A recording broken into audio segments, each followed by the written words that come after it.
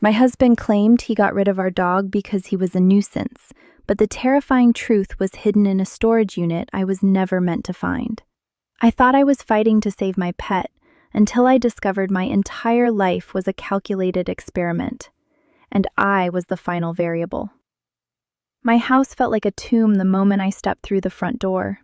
The silence was heavy, thick, and suffocating, missing the frantic, joyous click-clack of Buster's claws on the hardwood floor. I dropped my grocery bags in the kitchen, a carton of eggs shattering against the tile, but I didn't move to clean it up. I just stood there, staring at the empty space in the corner where his oversized orthopedic bed used to be. My husband, Mark, had been complaining about Buster for months. "He sheds too much," he'd say. "He's needy. He ruins the vibe of the living room." I thought they were just petty grievances from a man who had forgotten how to love anything that didn't provide a direct benefit to his ego. I was wrong. I was so incredibly wrong. When I saw the empty space, a cold, jagged spike of dread pierced my chest, and I pulled out my phone to see the text message that had been sitting in my notifications for an hour. "He's gone. Found a better place for him. Don't bother looking." I didn't scream. I didn't cry. Instead, a terrifying, icy calm washed over me, the kind that makes your vision narrow to a singular point. I knew exactly where he'd take him, the High Kill shelter on the edge of the industrial district. He'd told me once, jokingly, that if he ever got rid of the dog, that's where he'd go. I drove there like a maniac, my knuckles white against the steering wheel, my heart hammering a rhythm of pure, unadulterated rage against my ribs. When I arrived, the facility was already closing for the evening. I begged, I pleaded, I offered every cent I had in my bank account to the clerk behind the glass. But she just shook her head, looking at her computer screen with a pity that made me want to burn the building down. "I'm sorry, ma'am. That dog was brought in 3 hours ago by a man matching that description. He was marked as a behavioral surrender. They've already been transported to the satellite kennel for processing tonight. We don't have them anymore." I felt the ground shift beneath me. Processing. That word was a death sentence, and Mark knew it. He hadn't just gotten rid of my dog. He had calculated the most painful way to erase something I loved. I sat in the parking lot for an hour, watching the streetlights flicker on, my mind spinning. I thought about Mark back at home, probably sitting on the couch with a beer, satisfied with his little act of domestic cruelty, waiting for me to come home and beg for an explanation. He thought he was the one in control. He thought he was the one who could discard living things as if they were trash. But as I stared at the dark, desolate road ahead, I realized that I couldn't go home to him. Not yet. I didn't have my dog, but I had his most prized possession sitting right outside in the driveway, that pristine, vintage Porsche he polished every Sunday morning instead of talking to me. It was the only thing he cared about more than his own convenience. I walked back to the main entrance, but the lights were dark. I circled the perimeter, my phone battery dying, the wind whipping my hair across my face. I needed a plan, but my brain was locked in a loop of Buster's terrified eyes. Then, my phone chimed. A photo from Mark. It was a selfie of him sitting at our dining table, a glass of wine in his hand, and in the background he had placed the empty dog leash on the table like a trophy. The caption read, "Stop driving around. You're never getting him back, and you're not welcome home until you grow up." The arrogance was nauseating. My hand trembled as I typed a simple reply. "I'm not coming home, Mark. I'm going to finish what you started." I hit send, tossed my phone into the trash bin, and walked toward the parking lot where the Porsche sat, idling under a flickering street lamp. As I reached for the handle, I realized the driver's side door was already cracked open, and a shadow shifted in the passenger seat. My breath hitched, freezing in my throat like shards of glass. I froze, my hand hovering just inches from the sleek silver door handle. The street lamp overhead hummed with a sickly, buzzing vibration, casting long, distorted shadows across the asphalt. I expected Mark. I expected his smug, triumphant face to emerge from the darkness, ready to lecture me on my hysteria. But the figure in the passenger seat didn't move like a man. It sat low, hunched, and unnervingly still. "Mark?" I called out, my voice sounding thin and foreign in the vast empty lot. There was no response. The silence that followed wasn't just quiet, it was heavy with intent. Slowly, I rounded the hood of the car, my heels clicking sharply against the pavement. The streetlights caught the silhouette, and my blood ran cold. It wasn't a person. It was a duffel bag, Buster's duffel bag, the one filled with his favorite worn-out chew toys and the frayed blanket I'd knitted for him last winter. It was sitting upright on the seat, propped against the console as if it were a passenger. My heart hammered against my ribs like a trapped bird. Mark hadn't just taken the dog to the shelter. He had cleaned out the memory of him, too. The cold, calculated malice of it made my head spin. I reached for the door handle again, my fingers trembling, and yanked it open. The cabin smelled of stale leather and that sharp, artificial, new car scent that Mark was so obsessed with. I lunged for the bag, desperate to hold on to something, anything, that smelled like Buster. As I grabbed the strap, something heavy clattered onto the floorboard. It was a key. Not a house key, but a rusted, industrial-looking key with a plastic tag attached. I picked it up, squinting in the dim light. Unit 402, North Side Storage. A surge of adrenaline, hot and jagged, replaced the fear. He hadn't taken Buster to the high-kill facility to be euthanized immediately. He'd hidden him. He'd kept him in a storage unit, treating my dog like a piece of furniture he was waiting to sell or discard, just to watch me crumble. The audacity, the sheer, twisted cruelty of it burned away every ounce of pity I'd ever felt for him. I didn't care about the car anymore. I didn't care about the consequences. I climbed into the driver's seat, the leather biting into my thighs, and jammed the key into the ignition. The engine roared to life with a guttural, aggressive growl that seemed to vibrate through my very bones. I shifted into gear, the Porsche lurching forward as I peeled out of the lot, tires screaming against the gravel. I wasn't going home. I was going to the north side. I drove like a ghost, weaving through the late-night traffic, my eyes glued to the rearview mirror. That was when I saw it.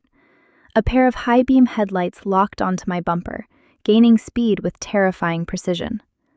A black SUV, its grille looking like a predator's jaw, was riding my tail, flashing its lights in a rhythmic, aggressive strobe. Panic flared, but I clamped it down, steering hard into the sharp curves of the industrial park roads. My speedometer climbed, 70, 85, 100. The SUV stayed glued to me, closing the gap until I could see the reflection of my own panicked eyes in its windshield. It swerved, pulling alongside me, trying to force me off the narrow, deserted road. I slammed on the brakes, the Porsche skidding violently, and as the SUV overshot me, I caught a glimpse of the driver. It wasn't Mark. It was the man from the shelter, the clerk who had looked at me with such rehearsed, artificial pity. He wasn't working at a shelter. He was part of something else entirely. The SUV swerved back, slamming into my passenger side, the metal screeching as we both careened toward the rusted chain-link fence of the storage facility. I gripped the wheel as the world began to tilt, and through the dust of the impact, I saw the gate to Unit 402 standing wide open, a single, flickering light spilling out from the dark. My phone, which I thought I'd thrown away, suddenly began to ring from the glove compartment, playing a ringtone I hadn't heard in years, a sound that only one person in the world would ever use. The world stopped spinning, settling into a sickening metallic tilt. My breath came in ragged, jagged gasps as the cabin filled with the acrid stench of burnt rubber and deployed airbags. The Porsche was wedged at an angle against the chain-link fence of the storage complex. The passenger side door crumpled like discarded foil. The SUV had skidded further down the gravel, its engine ticking as it cooled in the oppressive silence of the industrial night. My hand hovered over the glove compartment. The ringing continued, a sharp, shrill, melodic chime that cut through the haze of my concussion. It was my mother's old ringtone. My mother, who had been dead for 3 years. My trembling fingers forced the compartment open, and there it sat. A burner phone, screen glowing with a contact name that made the blood freeze in my veins. The handler. I didn't answer. I couldn't. I shoved the phone into my pocket, pushed against the jammed driver's door, and clawed my way out of the wreckage. The air outside was freezing, biting at my skin and grounding me in the reality of the disaster I'd wandered into. I ignored the throbbing ache in my shoulder and sprinted toward Unit 402. The light spilling from the open bay was sterile, blindingly white. "Buster!" I screamed, my voice cracking. I reached the threshold of the unit, my boots crunching on broken glass. The space wasn't a storage locker. It was a sterile, tiled room filled with monitors, cables, and glass partitions. In the center, there was no dog. There was only a table, and on that table, a series of photographs pinned to a corkboard. They were photos of me, not just recent ones. Photos from my childhood, my wedding, my morning commute, my grocery runs. Mark wasn't just a husband who hated a dog. He was a curator of my entire existence. My pulse roared in my ears, a deafening drumbeat of realization. He hadn't gotten rid of Buster because of the shedding. He had removed the only thing in my life that possessed a sixth sense, the only thing that had sensed the danger lurking behind Mark's perfect, suburban mask long before I ever did. A floorboard creaked behind me. I spun around, my heart leaping into my throat. Standing in the doorway was Mark, but he wasn't the man I'd shared a bed with for 5 years. He wore a heavy, dark coat, his face devoid of the casual arrogance he'd shown earlier. He looked clinical, empty, and terrifyingly calm. He held a small, silver remote in his hand, his thumb hovering over a red button. "You were never meant to come here, Sarah," he said, his voice devoid of any warmth. "I told you to go home. I told you to grow up. But you always did have to investigate every little thing, didn't you?" "Where is he, Mark?" I hissed, backing toward the bank of monitors. "Where is my dog?" Mark tilted his head, a ghost of a smile touching his lips. "Buster wasn't a pet, honey. He was a tracker. And now that he's been deactivated, you're the only loose end left." He pressed the button. Instantly, the monitors flared to life, not with images, but with a live feed of the very room we were standing in. I saw myself, trembling, and Mark, looming. But as I looked closer at the screen, I realized the camera angle was from inside the ventilation shaft, and there, pressed against the metal grate, was the distinct, terrified whimper of a dog. I lunged for the wall to tear the grate down, but as my fingers touched the metal, a surge of high-voltage electricity threw me backward across the room. As I slammed against the concrete floor, the lights flickered out, and from the darkness, a set of heavy, mechanical locks clicked shut, one by one, trapping us both inside. The darkness was absolute, heavy with the ozone scent of fried circuitry and the metallic tang of my own blood. I lay on the concrete, every nerve ending screaming in protest, but the primal fear for Buster acted like a stimulant. I could hear him, a low, rhythmic whining coming from the crawlspace behind the ventilation grate. He was alive. That was the only variable that mattered. "You think this is a cage for me?" Mark's voice drifted through the blackness, calm and mocking. I could hear his footsteps, precise and slow, circling the perimeter of the room. "You think you're the victim here, Sarah, but you were the experiment. A study in how long it takes for a target to break when their only source of comfort is systematically removed. You've exceeded all my metrics." I stayed perfectly still, clutching the burner phone I'd snatched from the wreckage. I couldn't see him, but I could hear the faint, mechanical click-clack of a holster being adjusted. He was armed. I navigated by memory, feeling the rough texture of the tiled wall until my fingers found the edge of the ventilation grate I'd tried to rip open. It was hot to the touch, still buzzing with a residual hum. "You're not a scientist, Mark," I whispered, my voice steadying, fueled by a cold, sharpened rage. "You're just a man with a god complex who couldn't handle the fact that I stopped needing you." "Need is irrelevant," he replied, his voice closer now, right over my shoulder. "Loyalty is the only currency that matters." He reached out. I felt the displaced air, and I didn't hesitate. I swung the heavy, metal-cased burner phone with every ounce of strength I had left. It connected with a sickening thud against his temple. He collapsed with a sharp, surprised grunt, the silver remote clattering across the floor. I didn't wait for him to recover.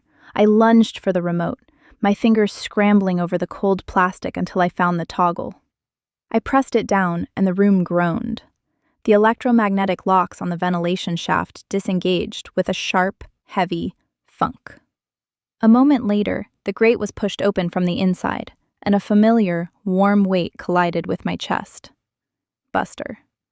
He was shaking violently, his fur matted with dust, but he let out a frantic, joyous yelp that shattered the tension of the last 12 hours. I buried my face in his neck, sobbing, my relief so profound it felt like I was breathing for the first time in years. But we weren't out. The room was still sealed, and I could hear Mark shifting, his hand fumbling for his weapon in the dark. I grabbed Buster's harness, guiding him toward the back of the room where the monitors were. If this was a facility, there had to be a manual override. I spotted a red lever behind the primary rack of servers, the emergency fire suppression and egress system. "Don't," Mark wheezed, his shadow rising in the dark. "If you trip that, the whole grid goes down, including the tracking protocols. You'll be untraceable, Sarah. You'll be nothing." "That's exactly the point," I said. I hauled back on the lever. A siren began to wail, a dissonant, piercing shriek that drowned out his protests. Sprinklers erupted, drenching the room in a freezing chemical fog, and the massive bay doors at the front of the unit creaked open, flooded by the strobe lights of approaching police cruisers, the ones I had called with the burner phone the moment I realized what Mark was. The light flooded in, blinding and harsh. I saw Mark huddled on the floor, clutching his head, his face a mask of shattered pretension. Officers poured into the unit, their weapons drawn, but I didn't watch the arrest. I didn't watch them haul him away like the common criminal he was. I just walked out into the cool night air, the rain mixing with the fire-retardant foam on my skin, Buster pressed firmly against my leg. As the sirens faded into the distance and the chaos of the night began to settle, I looked down at the Porsche, now a crumpled, smoking shell against the fence. I didn't look back. I didn't say goodbye to the life I thought I had. I started walking, the city lights shimmering in the distance, and for the first time in my life, the path ahead was completely, beautifully, and terrifyingly mine. I had lost a husband, a home, and a car, but as Buster let out a happy, tired sneeze and trotted beside me, I realized I had finally reclaimed the only thing that had ever truly belonged to me: my own life.